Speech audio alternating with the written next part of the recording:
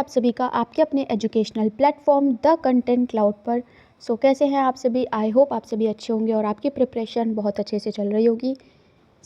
आज की ये क्लास है आपकी पज़ल की क्लास नंबर 4, यानी कि ये आपकी चौथी क्लास है और आपको कैसे सॉल्व करना है ये सारी बातें बताई जाएंगी, ठीक है।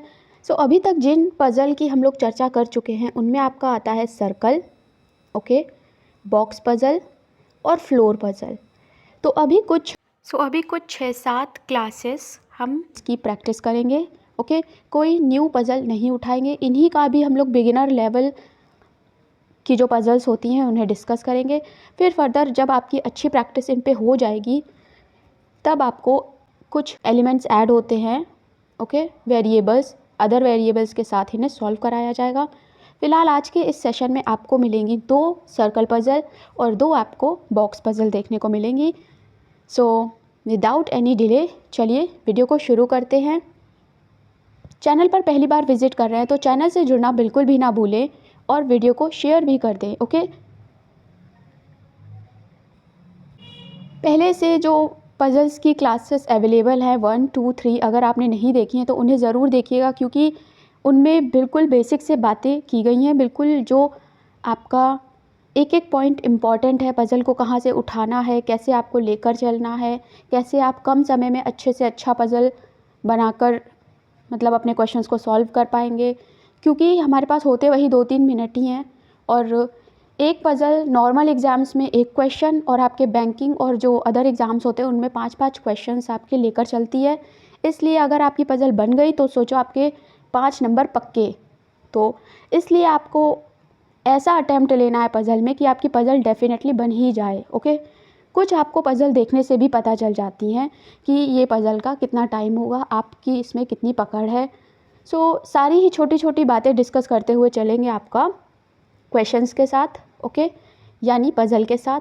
तो चलिए बनाते हैं अपनी पहली पज़ल। ये है आपकी पज़ल नंबर 1, ओके। ये आपका बॉक्स वाली पज़ल है, राइट। तो ये आपका हिंदी और इंग्लिश दोनों ही लैंग्वेज में आपको दी गई है, जिससे आपको जो भी सही लगे, जिस भी लैंग्वेज में आप कंफर्टेबल हो उसमें आप अपने क्वेश्चंस को सॉल्व कर पाएँ, यानी इस पज़ल को सॉल्व कर पाएँ। क्वेश्चन तो फिर अपने आप ही हो जाएंगे। पढ़ते हैं। 9 डिब्बे हैं ABCDEFGHI, ओके। एक के ऊपर इन्हें रखा गया है, एक के ऊपर एक, बट ज़रूरी नहीं है इसी लाइन में रखा गया हो, यानी ABCDEFGHI ऐसे ज़रूरी नहीं है, ओके। नेक्स्ट अब आपका इम्पॉर्टेंट शुरू होता है स्टेटमेंट। पज़ल का जो इम्पॉर्टेंट पार्ट होता है वो ये स्टेटमेंट्स होते हैं।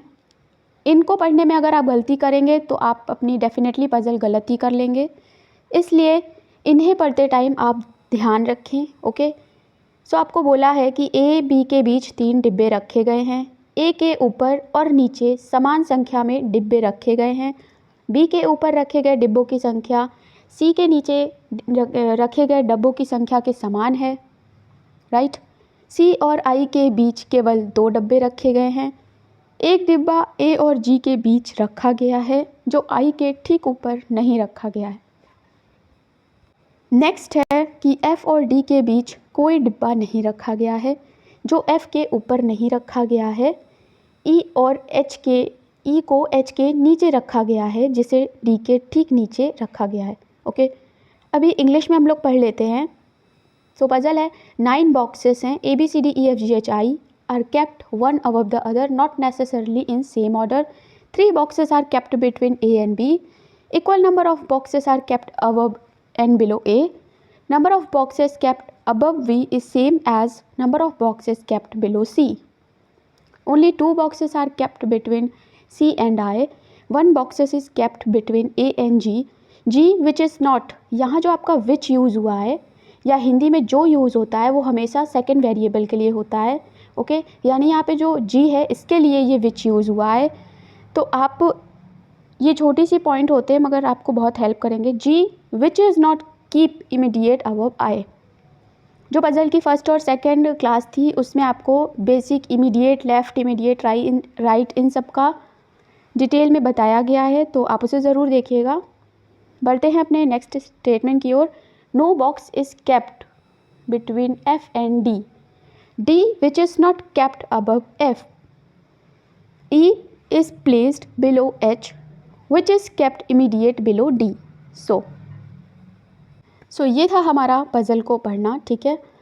आपको जो हमने इतना धीमे धीमे पढ़ा, आपको इसको बहुत जल्दी जल्दी स्कैन करना है एक तरीके से, और इसके साथ साथ ही आपको पैरेलल में कुछ पॉइंट्स भी लिखने हैं, जैसा कि अब हम लोग आगे लिखेंगे। ओके, सो ये जो काम है पढ़ने का, और इसको पढ़ने के साथ साथ ये समझने का कि ये कितनी देर में होगी पज़ल सॉल्व, ये आपको बहुत जल्दी करना है। ओके, सो आप प्रैक्टिस करेंगे तो आपको बहुत अच्छे से ये समझ आएगा। सो अब हम लोग करते हैं अपनी पज़ल्स को सॉल्व, राइट। सो अब हम लोग पज़ल को ध्यान से पढ़ते हैं और इसके साथ साथ ही कुछ इंपॉर्टेंट पॉइंट्स भी लिखते जाते हैं और पज़ल को बनाते जाते हैं। तो पज़ल कह रहा है 9 डिब्बे हैं जिन्हें एक के ऊपर एक रखा गया है, यानी 9 डिब्बे हैं। आप चाहें तो ऐसे बॉक्सेस बना लें या फिर आप सीधे लिखते जाएं, ठीक है। ऐसे 9 है, 3 4 5 6 7 8 और 9, राइट। सो इस तरीके से भी आप लिख सकते हैं। सो बात अब ये है कि आपको पढ़ना है और आपको जो जिस भी लैंग्वेज में कंफर्टेबल हो उसमें आप लैंग्वेज में इन्हें पढ़िए। सो हम लोग पढ़ते हैं कि 3 boxes are kept between A and B। Okay, यानी 3 बॉक्सेस हैं A और B के बीच में, A और B के बीच में आपके 3 बॉक्स रखे हुए हैं। ओके, सो पैरेलल में हमें ना 2-2 कंडीशन लेकर चलना होगा, क्योंकि एक कंडीशन अगर गलत भी हो जाए तो भी हमारा पज़ल जो है एट द एंड प्रॉपर सही हमें करेक्ट मिल जाए, इसलिए दूसरी भी ले लें। A और B के बीच में 3 डिब्बे रखे गए हैं, यानी 1 2 3, और ये रहा B, राइट। नेक्स्ट आपकी लाइन है कि A के ऊपर और नीचे समान संख्या में डब्बे रखे गए हैं। Equal number of boxes are kept above and below A, यानी A जो है वो हमारा मिड में है, जितने A के ऊपर बॉक्सेस हैं उतने ही A के नीचे बॉक्सेस हैं, यानी टोटल 9 है, तो ये हमारा 9th नंबर है। 4 ऊपर होंगे, 4 नीचे होंगे। ओके, सो देख लेते हैं। 1 1 2 3 4, 1 2 3 4, राइट। नेक्स्ट होता है कि इसमें भी देख लें 1 2 3 4 हो गया हमारा दूसरा स्टेटमेंट। नेक्स्ट है कि B के ऊपर रखे गए डिब्बों की संख्या C के नीचे रखे गए डिब्बों की संख्या के इक्वल है। Okay, number of boxes kept above B is same as number of boxes kept below C, यानी B के ऊपर 1 2 3 4 5 6 7 8 और C के उतने ही नीचे हैं। ओके, सो दोनों ही कंडीशंस में ये C को हम लोगों ने पुट कर दिया। अब देखिए तो C के नीचे 1 2 3 4 5 6 7 8 हैं, उतना ही B के ऊपर भी हैं, 1 2 3 4 5 6 7 8, यानी हमारी कंडीशन फॉलो हो गई है। सेम हम लोग अपनी दूसरी पॉसिबिलिटी जो लेकर चल रहे हैं उसके साथ भी साथ में करते चलेंगे। अगली लाइन है Only 2 boxes are kept between C and I। Okay, C और I के बीच में 2 बॉक्सेस हैं। C और I के बीच में 1 और 2, I कहीं यहाँ पर आ जाएगा। ओके, 1 और 2 I हमारा यहाँ आ जाएगा। ओके, तो A और जो C और I है उसके बीच में हमारे 2 लोग हो गए, 1 2 1 और 2, राइट। अगला स्टेटमेंट है 1 box is kept between A and G। 1 box is kept between A and G which is not kept immediate above I, यानी एक बॉक्स है A और G के बीच में, G जो कि हमारा I के इमीडिएट ऊपर तो है नहीं, ठीक है। तो इस कंडीशन में हमारा एक बॉक्स है तो G हमारा यहाँ पे बैठ जाएगा, राइट। और दूसरी वाली कंडीशन में जो G है वो बैठेगा, उन्हें बैठा दिया G को। ओके, कंडीशन कह रहा था कि जो G है वो I के इमीडिएट अबव नहीं बैठा है, इसलिए इस वाली लाइन में हम G को यहाँ नहीं बैठा सकते थे क्योंकि वो I के एकदम ऊपर हो जाता, इसलिए ए और जी के बीच में यहाँ पर एक पर्सन को रख दिया, यानी एक बॉक्स को रख दिया है। इस कंडीशन में जो आई है वो हमारा ऊपर है, ना कि जी। हमको दिया गया है कि जी को नहीं बैठाना है, यानी जी को नहीं रखना है, जी नहीं रखा है, इसलिए जी हमारा नहीं रखा है। ओके, नेक्स्ट आपकी लाइन है, no box is kept between F and D. F और डी के बीच में कोई भी बॉक्स नहीं रखा, यानी एफ और डी जो है वो साथ साथ चलेंगे। और अगली लाइन ये कह रहा है कि एफ जो है वो अबव है डी के, यानी D which is not kept above F, D ऊपर नहीं बल्कि एफ ऊपर है। ठीक है, सो एफ हमारा ऊपर होगा और डी नीचे होगा, ये साथ साथ चलेंगे।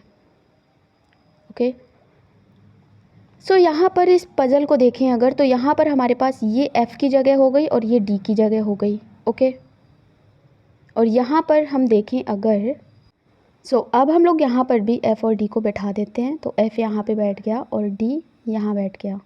ओके, एक बार क्लियर करके लिख देते हैं। सो अगली लाइन पर बढ़ते हैं। नेक्स्ट लाइन कह रही है, E is placed below H, H which is kept immediate below D, यानी ई जो है वो एच के नीचे कहीं प्लेस है। ओके, उसकी जो पोजीशन है वो एच बॉक्स के नीचे ही कहीं वो बॉक्स रखा है, और एच के लिए यूज़ हुआ है कि वो डी के इमीडिएट बिलो है। ओके, तो एच की अब पोजीशन एक ये वाली निकल कर आई कि एच को यहाँ पर प्लेस कर देना चाहिए, यही उसके लिए फिक्स जगह है क्योंकि वो डी के एकदम नीचे है। ओके, नेक्स्ट आपका लाइन है कि ई इज़ प्लेस्ड बिलो एच, यानी ई जो है वो कहीं नीचे ही बैठा है, तो ये जी के पास वाली जो स्पेस है ये खाली है, यहाँ पर हमारा ई बैठ जाएगा। ओके, सो इस कंडीशन की अगर हम ध्यान से देखें भी तो यहाँ पर हम ई को यहाँ प्लेस कर देंगे, चलो ठीक है, और एच यहाँ आ जाएगा। लेकिन जो एच की कंडीशन है कि वो डी के इमीडिएट नीचे है, इमीडिएट बिलो है, तो वो तो यहाँ पर फॉलो नहीं हो पा रही है, इसलिए हमारी जो ये वाली कंडीशन है ये जो हमारी ये वाली कंडीशन है ये तो गलत हो जाएगी। ठीक है, अब हम लोग अपनी पज़ल को चेक कर लेते हैं कि सही बनी है कि नहीं। तो सारे स्टेटमेंट को पढ़ते जाइए और इसे मैच कराते जाइए। कह रहा है 3 boxes are kept between A and B, तो ए और बी के बीच में 3 है, 1 2 3। ओके, नेक्स्ट कह रहा है equal number of boxes are kept above and below A, मतलब ए के ऊपर जितने बॉक्स हैं उतने ही नीचे हैं, तो 1 2 3 4, 1 2 3 4, डन, ये भी फॉलो हो गया। अगली लाइन है C, number of boxes kept above B is same as number of boxes kept below C, यानी बी के नीचे जितने हैं उतने ही सी के ऊपर हैं, इक्वल नंबर हैं, तो बिल्कुल सही है। ओके, ये भी डन है। नेक्स्ट है कि only 2 boxes are kept between C and I, तो ये रहा हमारा सी और ये रहा आई, और दोनों के बीच में हमारे इक्वल नंबर ऑफ बॉक्सेस हैं। ओके, 2 नंबर हैं। अगला स्टेटमेंट है 1 box is kept between A and G, तो बिल्कुल ए और जी के बीच में एक बॉक्स है। जी के लिए कह रहा है कि वो आई के एकदम ऊपर नहीं बैठा है, तो जी हमारा आई के एकदम ऊपर नहीं बल्कि यहाँ पे नीचे बैठा दिया है, तो ये भी फॉलो हो गई लाइन। अगली लाइन है कि no box is kept between F and D, so F और डी के बीच में कोई बॉक्स नहीं बैठा है, और एफ़ जो है वो ऊपर भी है डी के। ठीक है, जैसा कि यहाँ पे बोला गया है कि डी जो है वो एफ़ के बिल्कुल नीचे है, यानी नीचे है, वो ऊपर नहीं रख सकता वो बॉक्स। ओके, सो अगला है कि ई इज़ प्लेस्ड बिलो एच, ई जो है वो एच के कहीं ना कहीं नीचे है। अब यहाँ पे बिलो बोला है, इमीडिएट नहीं बोला है, इसलिए हम कहीं ना कहीं उसको नीचे बैठाएंगे, ना कि एकदम नीचे। तो ये थोड़ा आपका बेसिक डिफरेंस हो जाता है। आपको पज़ल की लैंग्वेज समझ आनी चाहिए, जितना जल्दी आप पज़ल की जो लैंग्वेज है वो समझ जाएंगे उतनी जल्दी आपकी पज़ल बनने लगेंगी। सो ये इम्पॉर्टेंट है। नेक्स्ट है कि जो डी है वो एच है वो डी के एकदम नीचे है, यानी नीचे रखा हुआ बॉक्स है। सो बिल्कुल डी के नीचे हमारा एच आ रहा है। सो जैसा कि हमने पूरी पज़ल को मैच कर लिया, हमारी पज़ल ये एकदम करेक्ट बन गई है। अब इस पज़ल से रिलेटेड हमें एक नहीं दो नहीं कितने भी क्वेश्चन पूछे इस पज़ल से रिलेटेड वो हमारे सॉल्व हो जाएंगे। ओके, सो पज़ल का आपसे ये पूछा जा सकता है कि सी के और एच के बीच में कितने बॉक्स हैं, एफ और ए के बीच में कितने बॉक्स हैं, एच के एकदम नीचे कौन सा बॉक्स है। इस तरीके से क्वेश्चंस आपके फ्रेम होंगे। ओके, सो कुछ इंपॉर्टेंट पॉइंट्स के साथ हम अपनी पज़ल को आसानी से बना सकते हैं। सो ये रही हमारा puzzle number 1। Okay, box puzzle. I hope आप सभी को क्लियर हो गया होगा। अगर आपको कोई भी डाउट है, कोई भी क्वेश्चन आपके मन में है, तो आप एक बार फिर से वीडियो को रीप्ले पीछे कर कर देख सकते हैं, आपको आसानी से समझ आ जाएगा। सो अब हम लोग बढ़ते हैं अपनी नेक्स्ट पज़ल की ओर। नेक्स्ट है अगली पज़ल है पज़ल नंबर 2। ये आपका पज़ल सर्कुलर टेबल से रिलेटेड है। ओके, आपको बोला गया है 12 फ्रेंड्स हैं, seat around a circular table facing inside. Okay, 12 दोस्त हैं जो कि आपके सर्कल टेबल में बैठे हैं। ओके, सबका जो फेस है वो अंदर की ओर है। इस तरीके से आपके 8 9 10 11 12 ये 12 लोग हैं आपके बैठे हैं। सो आप चाहे तो ऐसे ड्रॉ कर लें या फिर अपना जो बेसिक मेथड है ड्रॉ करने का वैसे भी कर सकते हैं।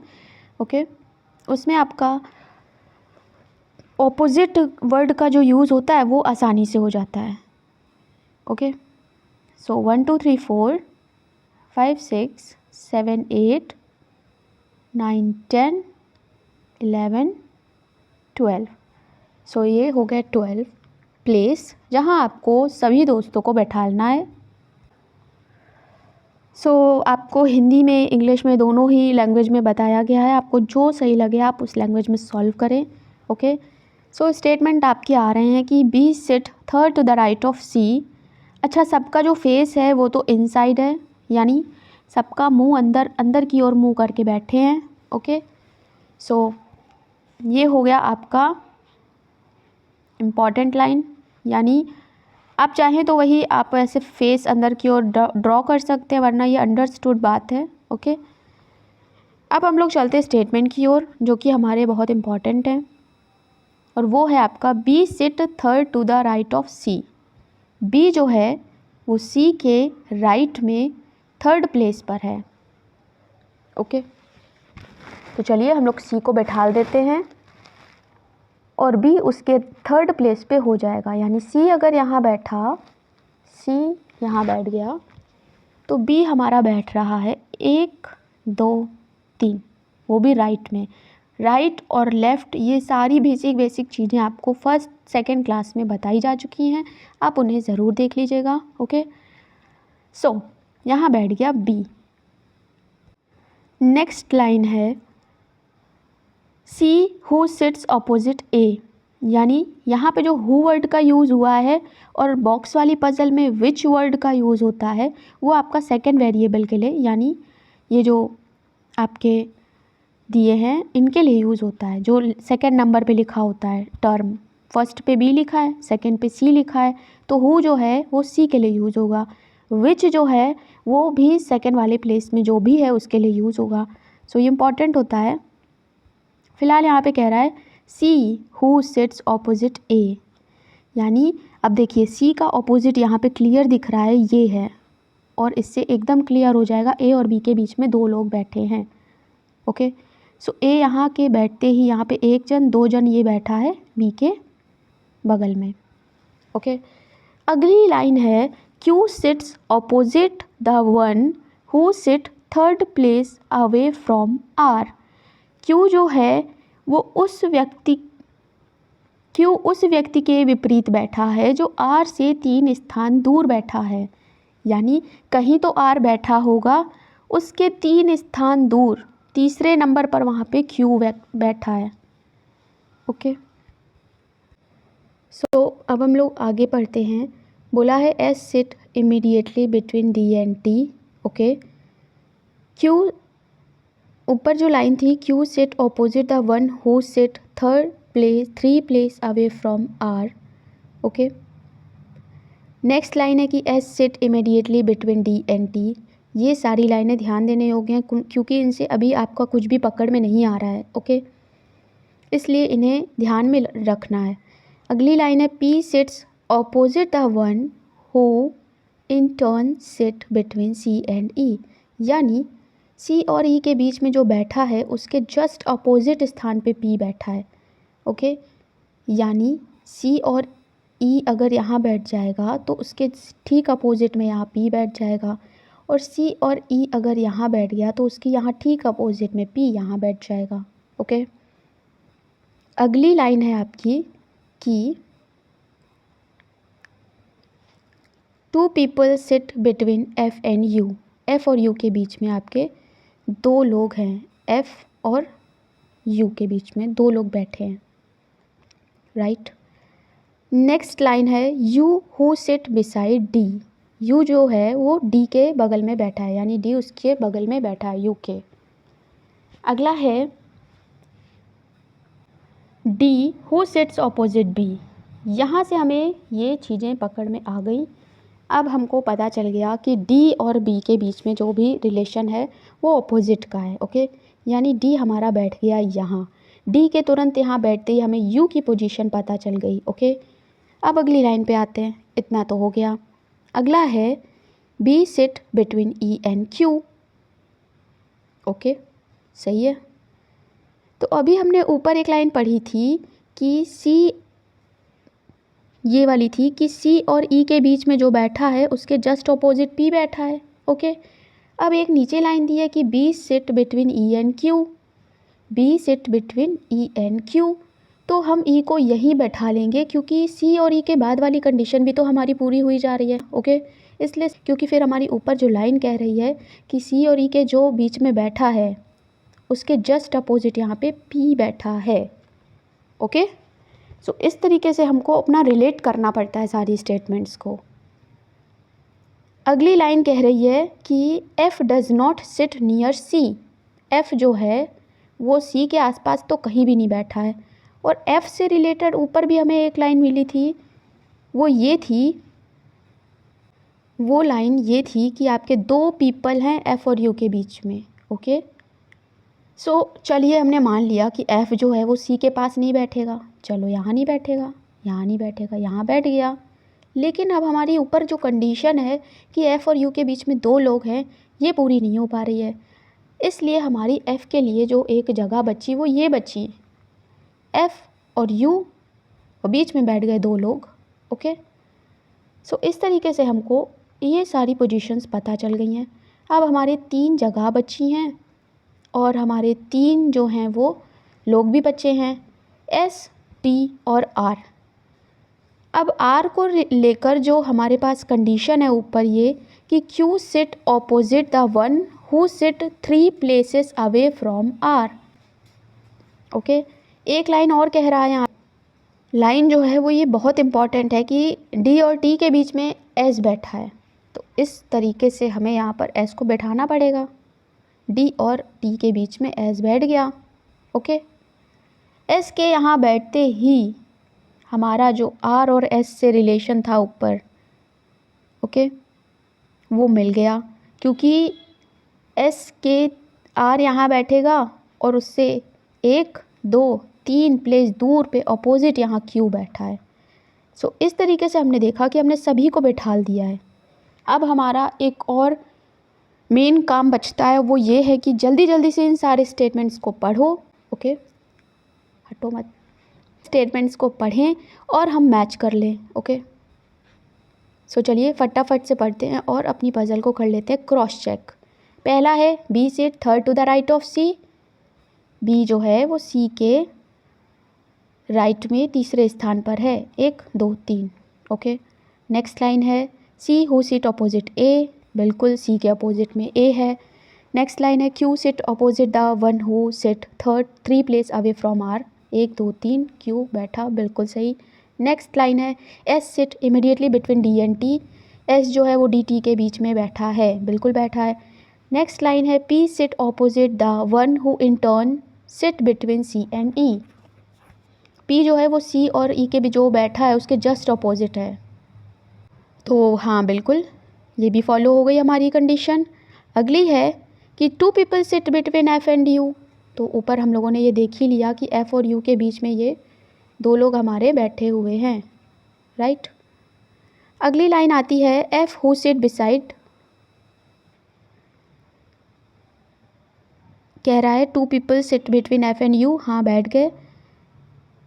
U सिट बिसाइड D, तो बिल्कुल ये रहा हमारा U और ये हमारा D के बगल में बैठा है। D who sit opposite B, बिल्कुल B के हमारे ऑपोजिट है D। नेक्स्ट लाइन है B जो है वो E और Q के बीच में है, तो बिल्कुल E और Q के बीच में है। अगली हमारी इम्पॉर्टेंट लाइन है कि F जो है वो C के आसपास कहीं नहीं बैठा है, तो बिल्कुल F हमारा यहाँ बैठा है और ये C के आसपास बिल्कुल भी नहीं है। सो इस तरीके से हमारी पज़ल बन गई है एकदम करेक्ट, बिल्कुल भी इसमें कोई शक नहीं है क्योंकि हमने एक एक कंडीशन को अच्छे से मिला लिया है। सो इस तरीके से हमारी ये पज़ल बन गई है। अच्छी बात इसमें ये थी कि कन्फ्यूज़न बहुत कम मात्रा में दी थी। स्टिल आप लोगों को ये कठिन लग रही होगी क्योंकि 12 लोगों को बैठाला था और कुछ स्टेटमेंट्स ऐसे थे जो हमें कंफ्यूज कर रहे थे। तो इन सभी का एक ही सॉल्यूशन है कि आपको पहले पज़ल आप सीख लें, उसके बाद आप फिर से इसको बनाने की कोशिश करें बिना देखे। अगर आपको कोई डाउट हो तो कहीं भी आप फंस रहे हो तो आप फिर से देख लें। सो इस तरीके से हमने अपने ये सर्कल पज़ल बना ली है। अब चलते हैं अपनी पज़ल नंबर 3 की ओर। सो अगला पज़ल है हमारा, आपको 8 पुस्तकें दी गई हैं, गणित, रसायन विज्ञान, जीव विज्ञान, भौतिक विज्ञान, संस्कृत, अंग्रेजी, कंप्यूटर और इतिहास की। इनमें से एक के ऊपर एक 8 तक रखी हैं, ओके। 1 2 3 4 5 6 7 8 इस तरीके से ये प्लेस्ड हैं। नेक्स्ट है कि ये ज़रूरी नहीं इसी जो क्रम है इसी में हो, तो बिल्कुल ये कहीं भी ऊपर नीचे हो सकती हैं, ओके। सो अब इम्पॉर्टेंट पार्ट शुरू होते हैं, वो हैं स्टेटमेंट।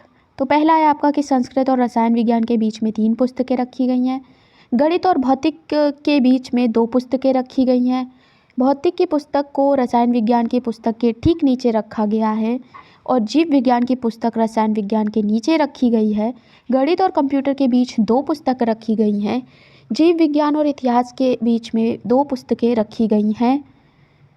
अब आपको बताना है कि इनमें से कौन सी पुस्तक है जो सबसे नीचे रखी गई है। सो इस प्रश्न को पता करने के लिए आपको इन सबको पहले ठीक से अरेंज करना पड़ेगा, ओके। अरेंज करने के लिए आपको इसे सॉल्व करना पड़ेगा, तो चलिए सॉल्व करते हैं। सभी पज़ल को सॉल्व करने का एक रूल है, पहले इसको अच्छे से स्कैन कर लो, उसके बाद में आपको क्लियर होगा कि हमें करना क्या क्या है। सो चलिए अब हम लोग इसे करते हैं सॉल्व। सो चलिए हम लोग इसे करते हैं सॉल्व। अगर कोई भी कंडीशन ऐसी आई कि हमें पॉसिबिलिटी दिखी तो दूसरी पॉसिबिलिटी हम लोग पैरेलल में ले लेंगे, ओके। फिलहाल हम लोग करते हैं अपनी पज़ल को स्टार्ट, और वो है कि 3 books are kept between Sanskrit and chemistry. Sanskrit और केमिस्ट्री के बीच में 3 पुस्तक हैं, ओके। संस्कृत के बीच में 3 पुस्तक हैं, 1 2 और 3, और ये रही केमिस्ट्री। अब कह रहा है 2 books are kept between math and physics, यानी मैथ और फिज़िक्स के बीच में 2 बुक हैं, ओके ठीक है। अगली लाइन है physics book is kept immediately below chemistry book.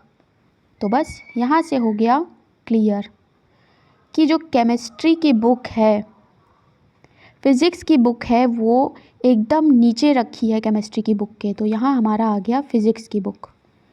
अब हम लोग यहाँ से यहाँ तक पहले काउंट कर ले कि हमारे पास हो कितनी गई चीज़ें, 1 2 3 4 5 6, यानी 2 बची हैं, 2 हमारे पास जगह बची हैं और 3 हमारे पास ये एलिमेंट बचते हैं।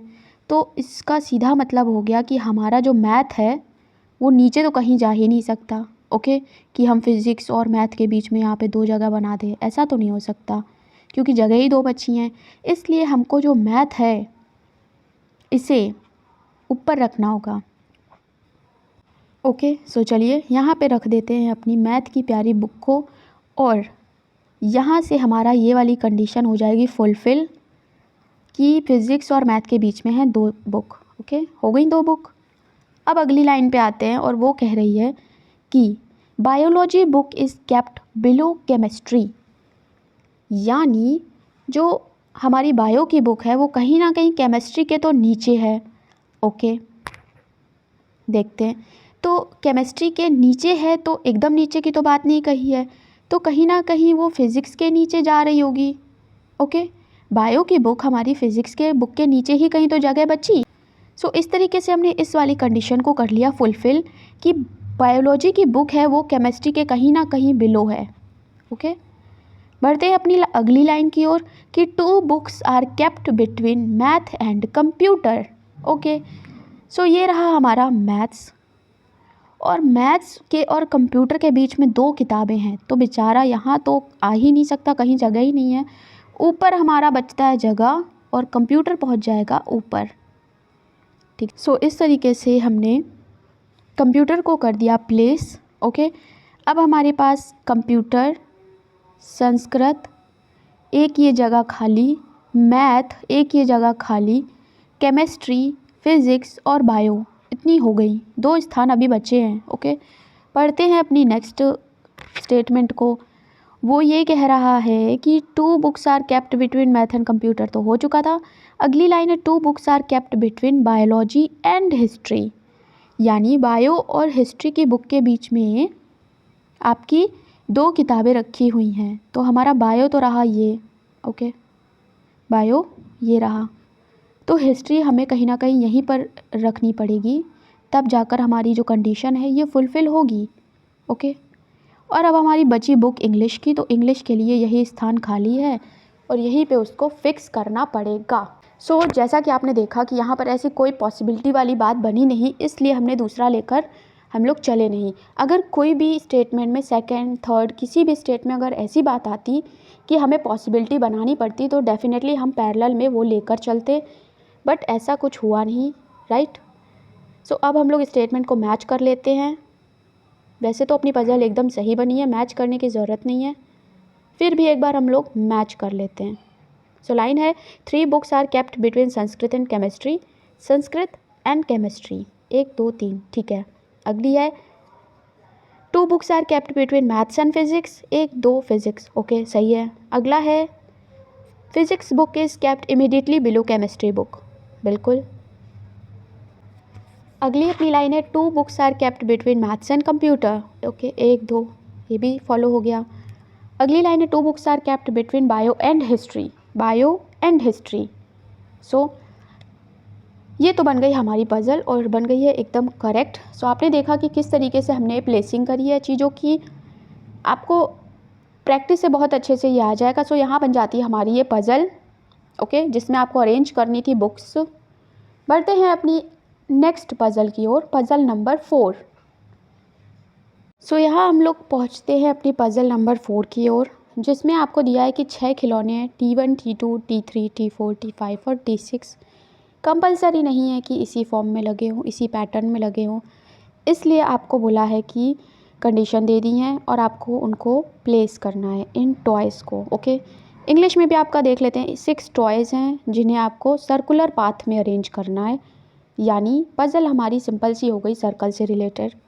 ओके, 6 चीज़ें हैं जिन्हें रखना है, 1 2 3 4 और आपका 5 6। अगला है आपकी कंडीशंस, तो चलिए कंडीशंस को भी हम लोग रख लेते हैं। सो पहला स्टेटमेंट है T4 is second to the left of T6, यानी T4 जो है वो T6 के सेकेंड लेफ़्ट में है। तो जैसा कि हमने बताया लेफ़्ट और राइट आप खुद से अपना तय करें। ओके, और अगर आपको जैसे इसमें तो दिया है कि आपने फेसिंग इनसाइड, ओके, अगर आपको नहीं देता है कहीं भी फेस का कोई भी लाइन, कोई भी क्लू, तो आपको इनसाइड ही मान। सो पहली कंडीशन है T4 is second to the left of T6। Okay, suppose करिए T6 यहाँ बैठा तो T4 हमारा सेकेंड लेफ़्ट में जाएगा, यानी ये फर्स्ट और ये सेकेंड, तो T4 हमारा यहाँ बैठ जाएगा। ओके, अगली लाइन है T5 is to the immediate left of T2। Okay, अगला पढ़ते हैं T1 is second to the right of T3, यानी T1 जो है वो T3 के दूसरे नंबर पे राइट में है।